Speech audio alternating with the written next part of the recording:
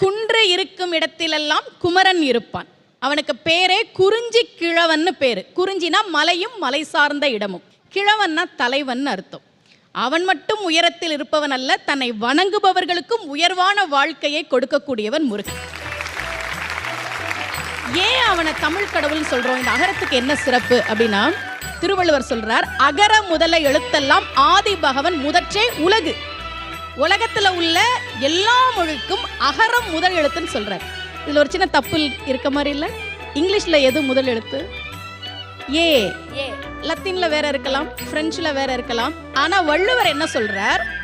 அகர முதல்ல எழுத்தெல்லாம் ஆதி பகவன் முதற்றே தமிழ் கிடையாது, உலகுங்கிற.